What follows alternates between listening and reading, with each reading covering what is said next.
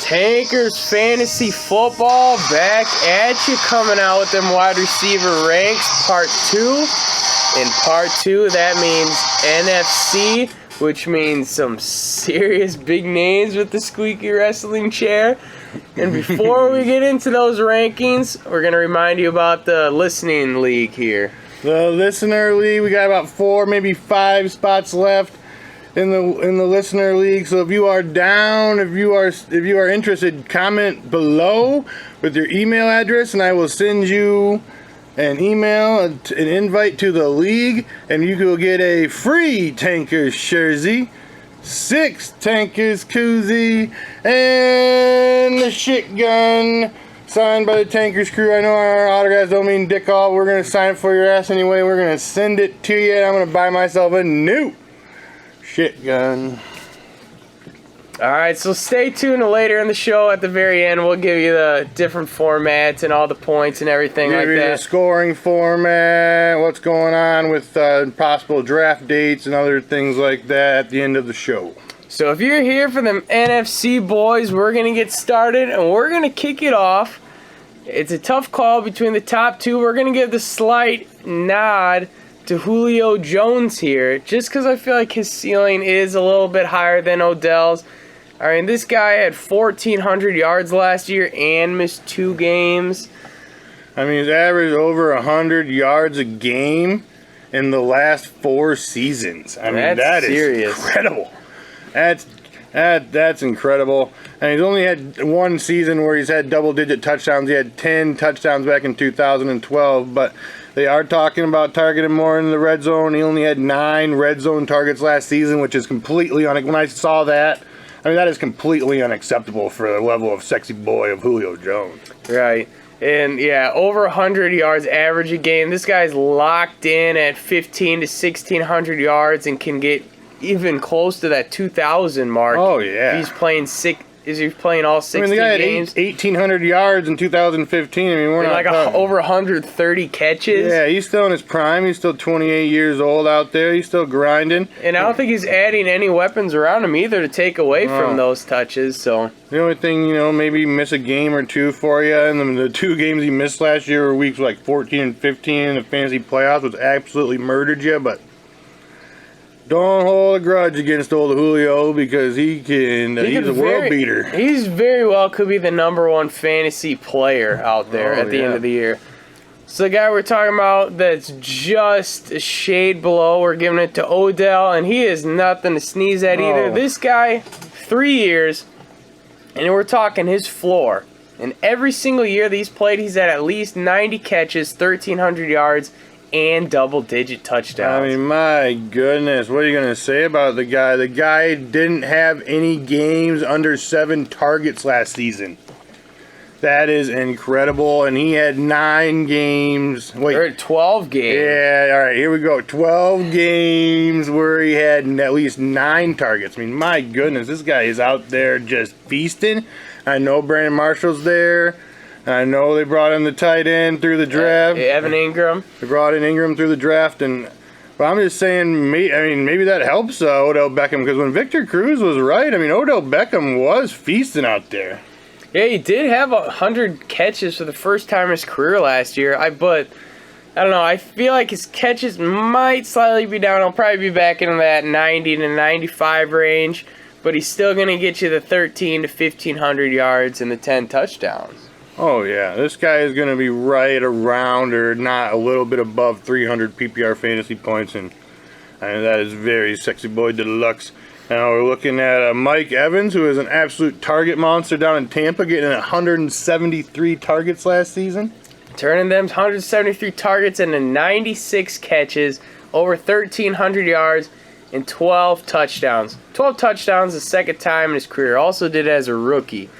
Yeah, he had the 3 touchdowns in 2015, but I think that was kind of a blip on the radar. And the only thing you can say bad about him is if you were a Mike Evans owner last year, you left kind of a sour taste in your mouth because of weeks 13, 14, and 15 when you needed him most in a fantasy run to the playoffs and in the beginning of the fantasy playoffs. This guy went out there and laid 3 PPR eggs with 8.8, 8.2, and 9.9. But all like I said about Julio Jones letting you down in the playoffs, do not hold a grudge against them, because these dudes are the type of dudes who can definitely hold you down on a week-to-week basis. Yeah, and Evans is a guy who I don't think is going anywhere, even though they brought in Deshaun Jackson and they bring in O.J. Howard. I think his targets might go down to maybe like the 150 range, but I think his numbers are still going to be right at the 90 catches, 13, 14, and double-digit touchdowns. I mean, Deshaun Jackson's not taken away from his touchdowns. Oh, Jameis Winston, I think, is going to enter that elite quarterback territory. Might be talking about, I mean, I'm saying over 4,500 yards, talking about maybe a shade under. 35 touchdowns? Maybe a shade under, it's right around 35 touchdowns. And if he's throwing 35 touchdowns, Mike Evans at least getting a third of those. I mean, my goodness. Yeah, and had 11 targets in 10-plus games, too. So, I mean, the guy is just a target machine there. All right, number 4, we're going to get a little crazy, and we're going to be saying Michael Thomas is next on our rankings here. This is a guy with Cooks in town. As a rookie, this guy put up 92 catches, over 1,100 yards, and 9 touchdowns. And he broke the 4th most tackles last year and at the wide receiver position as a rookie. He put on 10 pounds of muscle. So I'm saying he's going to be able to break more of those tackles this season. He only had 300-yard games. I mean, he had 198-yard games. So give him the 400-yard games with Brandon Cooks around. But this guy is a potential to blow up a Winchell's out there. This is a guy who seriously can win your league. I mean, we're looking at if this guy stays healthy, he's going to be getting easy 100 receptions. I mean, the guy had 92 last season, so that's only going up 8. Saying his yards per catch goes up, give him the 1,300 yards. And then, he had 9 touchdowns last year. I'm saying 13. 12, maybe 13 touchdowns. And hey, my goodness, if he does those things, we're talking about top 5 PPR fantasy wide receiver.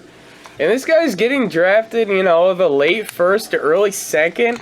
And I think if he is available in the Julios, the Odells, the Antonio Browns, and the Mike Evans off, I think he has to be your guy no matter who else is on the board. Yeah, I think his ceiling is just a little bit higher than Jordy's, and that's pretty crazy because what we're about to say about Jordy and what he's done these last few seasons is absolutely incredible.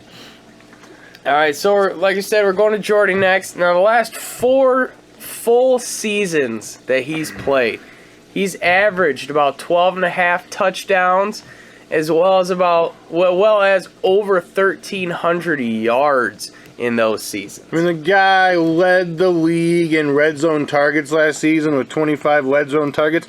And this guy is just absolutely off the chain. He scored in 11 games last season. And he's not just scoring for it. This guy had 8 games over 90 yards. Yeah, he's getting the yards, he's getting the catches, he's getting the touchdowns. This guy is absolutely doing it for you. And I know he's old.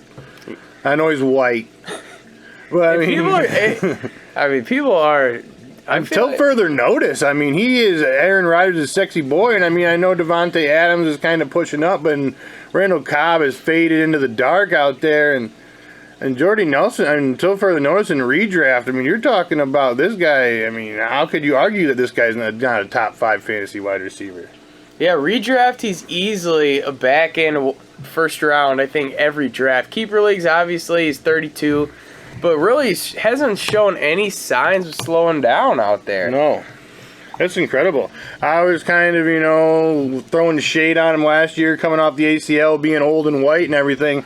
But he proved me wrong. He only had 1 less catch last year than his career year before he tore his ACL. Just made me look like a dipshit out there, did old Jordy. All right, next guy we are awfully high on. I know there's some big names out there, but we are going to say the next best NFC wide receiver is our boy Terrell Pryor with the Pryor. Washington racial slurs out there. Charles Woodson talking last year, week 1 pre-show. 1,500 yards. I think he said 1,800. The Could've guy said 18. I think he did. He's out of his goddamn mind. But he said 1,800. The guy is out of his goddamn mind. But I'm saying this year, I mean, we could be knocking on the door of 13 or 1,400. I think serious 1,400 with 100 catches easy. I mean, Kirk Cousins is loving on everything coming out of camp. They're working out together, throwing balls around, you know. He's saying he wants to target him heavily. He said he wants to target him on deep balls. I mean, my goodness. We got a little audio clip here from Terrell Pryor as when he went to the Redskins. I mean, he sounds pretty excited to me. Let's give it a listen. I was sitting at Capitol from a place not from here, and I came here for one reason: to attack and keep coming. Not to ask, but just to give. Not to work, I mean, but just to sin. Sin the power of word. I'm a believer. I don't know what he's saying, but I want in on it. You're gonna get sick of it, because this freaking nature right here is just beginning to swell. He's swelling. Get big enough, brother. Oh. There ain't gonna be room for anybody else. Ain't gonna be room. I mean, my goodness. Settle down a little bit. He's got to settle it down a little bit, but I mean, if he's that hyped up about the Redskins, I am too. I mean, if we're talking Terrell Pryor, let's say last year was his rookie year. It was his last year full-time playing wide receiver. By the way, Tankers Fantasy did tell you to draft throw Terrell that Pryor. dart at him, see Did what you tell you get. to get you some Terrell Pryor late in your drafts last season. So let's say last year is his rookie year. Just because his first full-time year at receiver. This guy had 77 catches, over 1,000 yards, and 5 touchdowns. Those numbers are going up. He played with Cleveland quarterbacks last year. And he's going to Kirk Cousins, who no longer has Pierre Garçon in town. So this guy, I think, is an absolute steal for... He's going to mid to late third round. I think he's legitimate top 7 to 8 wide receiver in the league. Oh, it's ridiculous. I mean, you look at this, and you see from weeks 3 to 12, that's 9 games. Terrell Pryor had at least 10 games. 10 games. At least 5 receptions in 10 straight games for the Cleveland Browns. And the only reason why it stopped because they just ran out of quarterbacks out there. I mean, they called me, but I was busy, you know? I mean, they just had we got to do the show. They had to do the show. I mean, they couldn't find anybody to throw him the ball. And eventually, I mean, he can't throw the ball to himself. I mean, he's not Mr. Perfect out there doing the old 50-yard bomb. Yeah, I think it was 9 to 10. I think he had a 1-4 catch game in there, but 9 out of 10 games with 5+ catches. 9 out of 10 games with 5+ catches. I mean, my goodness. Sexy Boy Deluxe moving. He's playing with Kirk Cousins now. I'm all in on it. We're giving him the nod. We're giving him the nod over some known boys out there. We are in love with it. Next guy up is Doug Baldwin. A little more safe than the Terrell Pryor, but I just think the ceiling on Pryor is just a little bit better. I think the ceiling on Pryor is almost as high as the guys we were talking about earlier. And he is. I am in love with some Terrell Pryor. All right, Doug Baldwin last year, 94 catches, over 1,100 yards. The guy's had 21 touchdowns combined the last 2 seasons, so he knows how to sniff out the end zone. And he caught he caught less than 4 balls. What, not once? What's going on here? He had 300-yard games, and he only caught under 4 balls once during the fantasy season, Doug Baldwin. There we go. There we go. I know my writing's a little shit-faced out there. We said the same thing, Yeah, just different ways. I don't know. What the hell is he saying and doing? All right. But this guy's only missed 2 games in his 6 seasons in the NFL. But, I mean, the guy only went over 15 PPR points 5 times for you last year. He had 3 games where he really blew it up, and one of them was... 3 touchdown games. One of them was week 16 where he blew up a Winchell's and he won you the title and he won me a title. But I'm just saying, Doug Baldwin, I mean, I just don't think the ceiling is as high. I think this is Doug Baldwin's ceiling. I know he talked about the 21 touchdowns. He had 7 of them last year. He had 14 the year before. I think his ceiling is right around that 7 to 8 touchdowns. and his yards per catch is just not going to be going up. And I just don't know if this guy can. And I think this last year was his Dreamweaver. Yeah, last 2 years are probably the best years that Baldwin's had in his career. So I feel like if you want to get that safe floor as like your third wide receiver, Oh, his Baldwin, floor is wonderful. that's the guy to go. But if you want to, take a big risk out there and go for the victory, get Pryor. The next guy we're going to talk about I think it's finally time to put him in on the list here. I'm not in love with him, but we're going to talk Dez Bryant. Oh yeah, I'm maybe a couple guys even we're going to talk about after him I think could be ranked above Dez. I mean, you look at these, and we're talking about this guy missed. He missed 3 games last year with injury. But you talk about this guy only had 1 reception in 3 games. And so you're talking about basically he missed 6 games for you last season because, I mean, you started him those 3 games, but he didn't do a goddamn thing for you. I mean, this guy is just not on my draft radar whatsoever. I mean, the guy had over 700 yards, 8 touchdowns, but he only had 50 catches. That means we're talking Cole Beasley had 25 more catches than him. I mean, even Jason Witten had 19 more, and we're talking Terrence West had only 6 less catches than Dez Bryant. Oh my God. Terrence Williams. Terrence Williams. Even worse. Even worse. Oh, Terrence Williams had 6 less catches than you. Oh my fuck. Give it to him in the sauce. I mean, Dez Bryant's going in mid to late second, 12-teamers. I don't think you can get on. I don't think I can get on that. All right, he'll have those huge games, but Dak really doesn't love him as that possession receiver. Cole Beasley is more that possession receiver. Yeah, I mean, only double-digit targets in 3 games. I mean, that's just not sexy boy deluxe. That is not elite wide receiver numbers. I mean, those things we were talking about earlier.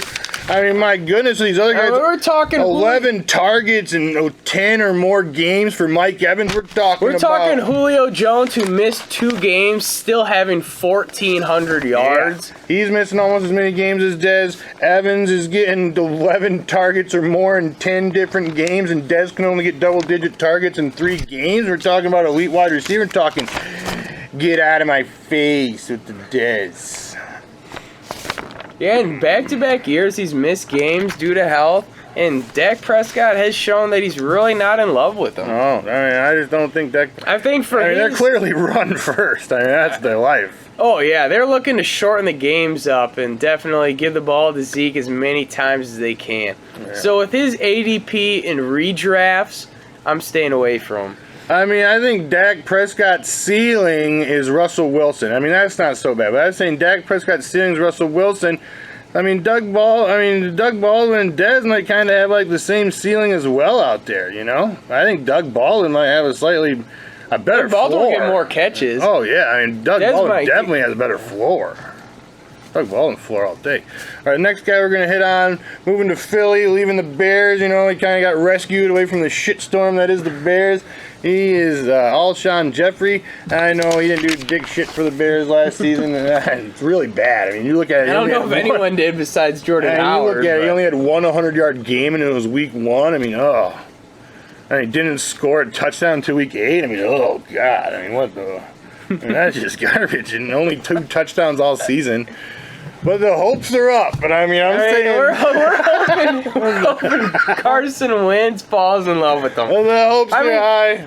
Last year, I'm in love with it. I mean, last year, if you look at the skill positions for the Eagles, it was downright putrid. There was a stretch where there's like 3 or 4 games in a row where now one person had like over 14 fantasy points. Oh, yeah. I mean, Alshon Jeffrey's going to be playing every down. Carson Wentz, who has been working on mechanics. It was just the 1-year deal, so that means let me show it to you. He's still got to prove it out there. He's still got to prove he's got to stay healthy. He's got to get it sexy. And I think he absolutely can. And I don't know. I'm a betting man. I might take the Alshon scoring more PPR points this season than Dez. I mean, they're both kind of injury guys, so that's not really the edge here.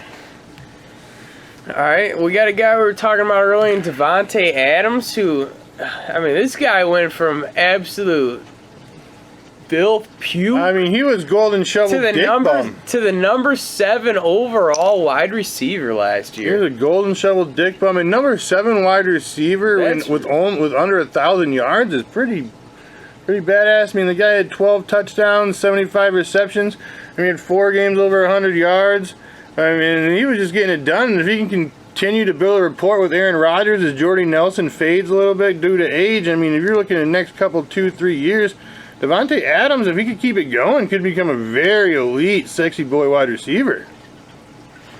We only had double-digit targets twice, which, last season, which, was a little... Which I think he might have had more the year before. He had a 20-target game. Yeah. I mean, my goodness. I mean, if he can get those double-digit targets going on a little bit more, I mean, seventh over wide receiver, under 1,000 yards, and only double-digit targets twice. I mean, Des Bryant's doing similar things, and he ain't doing dick shit.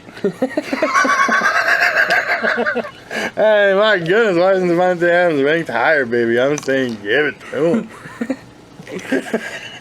So next here, we're giving this out of respect. One of my all-time favorite players, and there's guys that we could go above that are kind of right on that cusp there. But we're gonna say Larry Fitzgerald. I mean, he gets you over 100 catches, over 1,000 yards, only 6 touchdowns.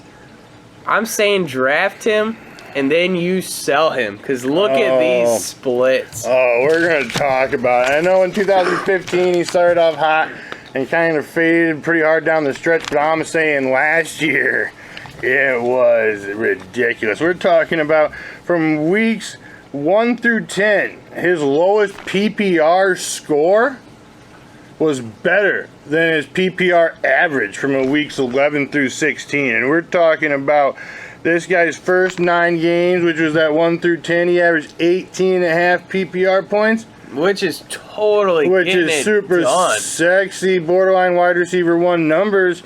And then you get into that 11 through 16, he's averaging 10.5 PPR points and with 0 touchdowns during that stretch. Oh.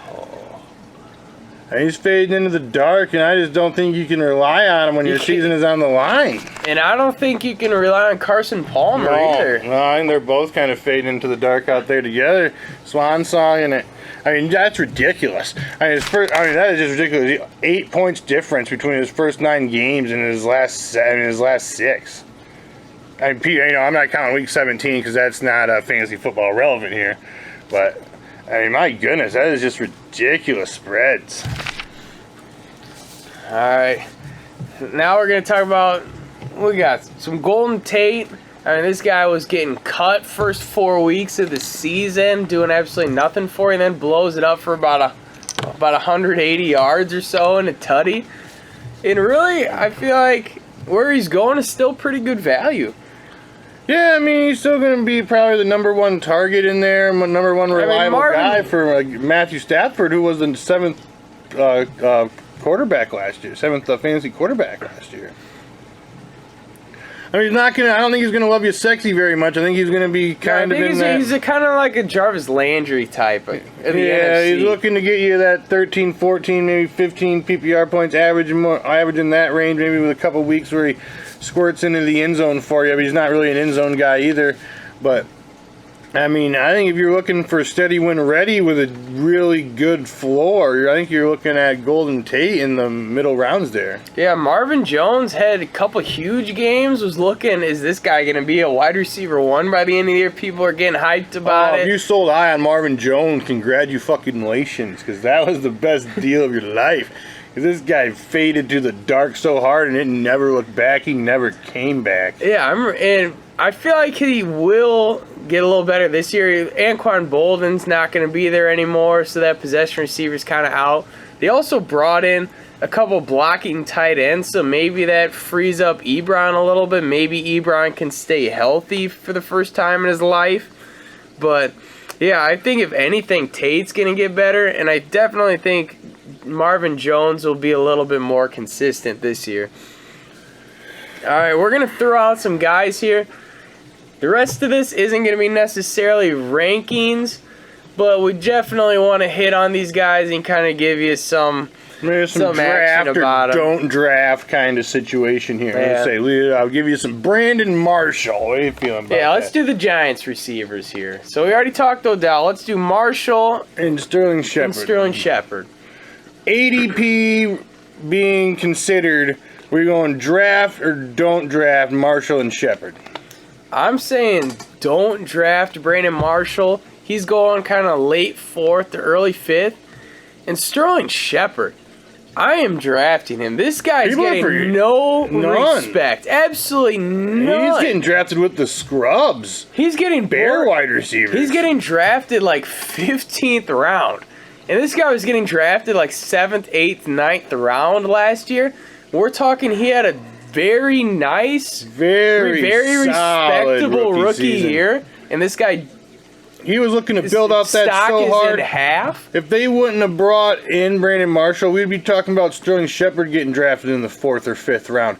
But it's not the case. But I'm saying maybe he still returns that value for you. So if you can get him into that 13th round or after, I think there's no reason that you shouldn't scoop up yeah. some Sterling Shepard. I mean, Sterling Shepard is going so late. It's ridiculous. It's literally the mid-teens. So I don't see how you can't take him at that value. This guy will be on the field an awful lot. They're not looking to run the ball. They're going to be doing a lot of 3 wide receiver sets. I mean, Brandon Marshall, I feel like he will help out in the red zone for Eli Manning. But I feel like Odell and Sterling Shepard are going to be more of the possession receivers there. So I don't know if I'm in love with that 4th to 5th round price on Marshall. Yeah, I'm not really. I don't think you can trust Marshall really at this point. I know when his first year and he joins a team, he usually just absolutely Yeah, rips he's it up gotten out there, over but 1,000 yards every single time the first year he joins a new team. But I don't think that's happening. I think the road is closed on that situation. I mean, right on to Kelvin Benjamin. Draft or don't draft Kelvin Benjamin. I mean, he's fallen awfully hard. I mean, this guy, we're talking, is going like 5th to 6th round. But I'm still not in love with it. And me personally, I'm not looking to draft him whatsoever. This guy, they say in the reports, is pushing 280 pounds. Oh, I mean, looking like a Mack truck running routes. Not to mention they drafted 2 new offensive weapons that are going to be heavily involved. So I'm not in love with that at all. I think Greg Olson's still that possession receiver, and I really don't think Benjamin is worthy. I don't know, he's kind of a red zone guy, but he's failing there too. I mean, he started off the season so hot and sexy for you with 21.1 and 29.8 out there weeks 1 and 2, but then he just faded to the black. I mean, to the rest of this, from weeks 3 to 16, his highest score was 16.6 PPR points. Oh, And he had single digits 6 of those times.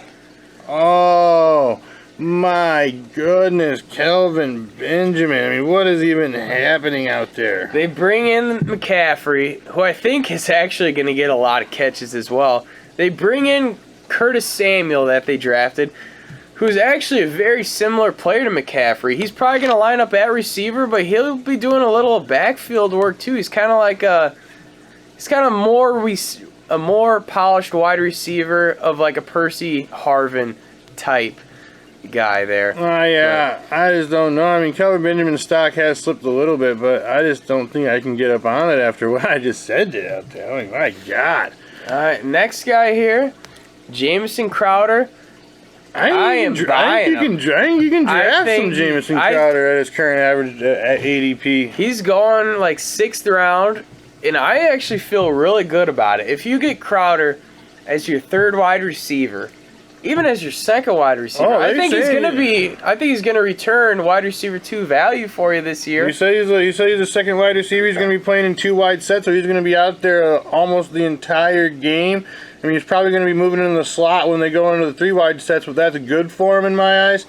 I mean, I don't know. I mean, if he's going to be on the field that much in a team that's looking to pass the ball, you know the Redskins are just looking to sling that ball. I mean, we're in love with Terrell Pryor, and we're in love with some Jamison Crowder as well. I think you can get Crowder at good I mean, get him as your third wide receiver. I mean, my goodness, let's go. I think Crowder's gonna push 90 catches this year. Yeah, he could get those 90 balls. Maybe talk about 11, maybe 1,200 yards for you. If he can sneak into the end zone 7 or 8 times, I mean, my goodness, we're talking about top 15. Yeah, we're talking about top 15, top 12. I mean, borderline. I mean, we're talking about top end wide receiver 2, borderline wide receiver 1 production out there, depending on how big your league is. Yeah, but. And for a little while last year, he looked like he could be doing that. I mean, he still put up pretty good numbers last year. Garcon and Djax have left town, and they're still in love with him. I think his red zone production is, because he's small and whatever, he's a little bit hampered, but his deep ball production and his intermediate route, I think he's going to be catching that. And there's no way he doesn't at least catch 80 balls. I mean, I'm saying easy 90 though. Oh yeah, he's going to be on the field every single play. Yeah. Some Willie Snead. We'll talk Willie Snead, and we'll also throw in Ted Ginn Jr. in there. Ted Ginn Jr. I mean, if you're looking to take like a flyer, like the craziest flyer, you've had a few drinks. You're talking 17th round. And then you're looking at him and you're talking old Ted Ginn. I'm down with it. I mean, the Cooks is gone. You can get lucky on a bye week throwing Ted Ginn. Next thing you know, I feel like he has 130 yards and 2 touchdowns. I feel like Ted Ginn's the guy that you draft as like your 6th wide receiver, and you're kind of hampered by injuries, and you're getting to that playoff push, and you say, you go to church that week, and you say, Ted Ginn, give me a touchdown, and he delivers. I think he can. And when he gets those touchdowns, we're talking 70-yard touchdowns. Oh, he's gonna love you, sad. Ted Ginn can love you, sexy out there. And if you're looking, I mean, he's not gonna probably win you fantasy leagues. He'll win you weeks, he can win you fantasy weeks. He can do that. If you get lucky on a bye week, you're like. We're talking about dirt of the round. We're talking about the wee hours of the draft, and you're scooping up some Ted Ginn, and you're feeling good about it. I am too. I mean, there's not many guys that throw a better deep ball than Drew Brees, and there's not many people that only do the deep ball anymore besides Ted Ginn. Willie Snead. Way on the Willie? I don't know, Willie. I'm not in love with it, but I don't hate it. Yeah, I mean, I don't know. I just think the ceiling just isn't there. I feel like it's going to be Michael Thomas and Michael Thomas. Yeah, I just don't know, Willie. And he had some decent weeks last year, but I feel like he's just kind of another guy there. They call me Willie. I feel like, I mean, I wouldn't be surprised if there's a 4th wide receiver that kind of somehow emerges above you Willie never Snead. know. You never know. Willie Snead might, that's the thing about Willie Snead. He's not like his position is concrete out there. He could easily slip. All right, who we got next? Some Stephon Diggs. Yeah, we'll get the Diggs and the Adam Thielens out there. Adam Thielens and the Diggs. I mean, I don't know if I'm in love with either of them. I feel like I'm more in love with Adam Thielen. I mean, Adam Thielen is going to be catching some balls. He has shown that he's got a nice ceiling on him. And another guy, they're going pretty similar, like in the 7th round. We got Diggs and Djax. We're talking Diggs or Djax. I mean, I think you had to go Deshaun Jackson. You got to give me that Djax. I'm pretty sure. Deshaun Jackson, he's got history. He can prove that he can be a top 15 wide receiver at the end of the year. Oh, Deshaun Jackson catches 70 balls. I mean, we're looking at 1,100 yard Deshaun Jackson. Now, that's what's up. And if that's happening, I mean, if you get Deshaun Jackson as your wide receiver 3 in the 7th round, I think you'll be very happy with the return. And I just think, just Stephon Diggs, I know he's had some sexy boy weeks for you, but the letdown is just, I don't know. It's sour taste in my mouth. I'm not really in on the Diggs that much, but I mean, I do like Adam Thielen. I feel like Thielen is Sam Bradford's guy, and I know that's an extremely boring pick, but I feel like his floor. I feel like his floor is very nice. Yeah, I don't know. I just can't. I mean, neither one. Get myself in love. Neither one. I'm excited about. I just can't fall in love with the Thielen. I don't know what it is. All right, what we got up next? We got some Pierre Garcon, some guys that are the #1 wide receivers on very bad offense and poor shit teams. We got Pierre Garcon, we got Cameron Meredith, and I just don't know. I mean, I know that's what you're going to tell yourself when you draft him too. You're like, this is the #1 receiver on his team, and I'm saying, who gives a shit? Who gives a shit? Oh my God. I mean, these dudes, I think if any of them... I think Meredith is a better option than Garcon. Yeah, I think he is, but I just don't think... I mean, they're bringing in... I mean, my goodness, what are they doing? You're talking about a rebuild, and you're bringing in guys like Victor Cruz and Marcus Wheaton. I mean, that's not rebuild at all, Bears. That's not rebuild at all. And, I mean, Cameron Meredith did show signs of greatness, but we just don't... I mean, we're talking about Mike Glennon, we're talking about Brian Hoyer, are the two respective quarterbacks for Meredith and Garcon.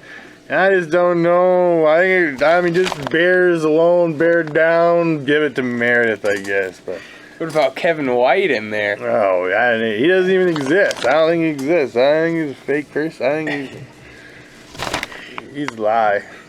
He's a lie. He's the myth. All right, what we got? Some downtown John Brown. I feel like if Carson Palmer wasn't the quarterback, I feel like this would be John Brown's year to break out. Yeah. You got Michael Floyd gone, Fitzgerald really faded hard down the stretch. It's time for some John Brown. But John Brown is the guy that likes the ball deep and can stretch the field, and I just don't think Carson Palmer's got that arm anymore. No. Now we're going to get some more Eagle wide receivers. We talked about... As if we even need to mention. Yeah, we're going to get a little Jordan Matthews, some Aguilar. I mean, what's going on out there? Dude, I'm not... Torrey Smith, there we Torrey, go. yeah. Torrey Smith, undraftable. They're saying Torrey Smith might not even beat out Aguilar, and Aguilar looked flat out hideous. Yeah, I mean, Aguilar's been looking decent in camp, though. I've been seeing some that's videos. what they've been saying. Been watching some videos on Alshon and Aguilar, those guys, and he had hands like houses. Yeah, on the regular season. I mean, we'll see what happens when it comes to game time for Aguilar, but if that's the case for Aguilar, I think he can eat into Jordan. I'm not saying draft Aguilar, but if he's eating into Jordan Matthews' production, I don't know. I think maybe the only wide receiver worth to own in Philadelphia is Alshon Jeffrey. I feel like it is. I don't feel like, and even with Alshon, I don't know if you can feel confident because the injury history. Me, I'm personally staying away from everything Eagles. Literally everything. We forgot a guy in the bad team #1 wide receiver category with Quincy Enunwa. Well, we got a Enunwa in there, the Jets. Did we? I don't know what we've done. I feel like we did. All right. We did mention him in the last video. We mentioned Enunwa in there. Quincy Enunwa. I don't know what I'm doing. I got his name down. We're talking NFC. What the frig am I doing? All right, moving on. Josh Jackson. I'm saying don't bother. I'm saying don't bother with it, I guess. I mean, it is tough. I mean, this guy barely played at all last year. Was a pretty high draft pick for him. And I don't know if he still is going to have to beat out Crowder and Pryor, which I don't think is going to happen. So he's only going to be out there on injuries or if they have 3 wide receiver sets. And even if he's out there in 3 wide receiver sets, he's going to be the 4th option because Jordan Reed's there. What else we got to talk about? Maybe some Curtis Samuel. Yeah, Curtis Samuel's a guy that Carolina drafted. And like I was saying, he's kind of like a hybrid between the running back and wide receiver there. He's a guy that I'm decently throwing like a 15th round, 16th round dart at. I mean, he's got the talent. And Carolina really does not have playmakers. That's why they drafted him and McCaffrey. So it's interesting to see how they're going to utilize him. Yeah. Might be able to sneak your way into a bye week or something. I'm going to wrap up. Maybe, Gabriel, Sanu, dudes like that. Dudes, I don't think they're going to win you any money anytime soon. But they're out there and they're in the NFC. So say their names, set them. don't draft them. Say my name. All right, we'll talk about some listener league action. All right, we're gonna do a 12 team, and of course we're gonna do some PPR. We're gonna start 1 quarterback, we're gonna 2 running back, 2 wide receiver. We're gonna do 2 flexes, which could be either running back, wide receiver, tight end. We're gonna do 1 tight end, and we're gonna do a kicker and defense. And defensive scoring is a little bit different from a lot of leagues. We're gonna do 3 points for turnovers, interceptions, and recovered fumbles, no points for forced fumbles. We're going to do 2 points a sack. We're going to do 10 points for shutouts, and that's the only points for points allowed. And what else we got out there for... Got the passing stats out there. Yeah. Got 6 points for throwing touchdown. Yeah, as well we're as- gonna keep passing touchdowns at 6. Yeah. Interceptions what? -3. Interceptions are -3 because the passing touchdowns are 6. So 2 interceptions negates a touchdown. We're No gonna go, fumbles. We're gonna no negatives for fumbles on the offensive side of the ball. We're gonna go 1 point for every 20 yards passing, and of course decimal scoring. And no bonuses. Well, wait. Yeah, Are we we are doing doing bonuses. We're going to do a bonus for the Do running back. I like the 150? running back. I like the running 150 back. yard? If your running back gets 150 yards, we're going to make, instead of 15 points, we're going to make that a 20-pointer. We're going to give you a 5-point bonus for a 150-yard rushing game. Get crazy. You're crazy. I love it. I love it. I love upping a little bit of running backs. Yeah, 20 rounds. 20 roster 20 spots roster out there. spots. All in. We're probably going to be drafted on feeling like maybe a Wednesday night, Wednesday evening, maybe like 8 or 9 o'clock. Yeah, definitely probably a weekday, something where it's boring, nothing's going on. We're going to probably send out a message to see what works for all the Late guys. August. Probably got 4 or 5 spots left. If you want to get down, give us a comment below. Give us an email at tankersfantasyfootball@gmail.com. And we will get you in there. We already got the invite sent out to the other guys. Like I said, you can win the merch. If you win it all, you take the shirt, you get the 6 koozies, you get the gun, you get our shake gun. love forever. Yeah, love. I'll send my love to you. All right, boys and girls, if you're out there. I don't know if there's ever I been don't one know. girl Just to in- watch the show. Just in case. I don't want to fucking pinhole or whatever, pigeonhole anybody out there, whatever. What are you thinking next? Thinking tight ends or quarterbacks for the What are we rankings? thinking? What are we thinking? Tight ends probably, because quarterback and tight ends, they're both kind of boring. You know what? Let's do them together. You want to do them together? Yeah, we gotta separate. All right, We'll do the AFC and we'll do the whole NFL together. Oh yeah. We're not. Yeah. Yeah. One video for tight ends, one video for quarterback. Yeah, we'll do saddle that. it up.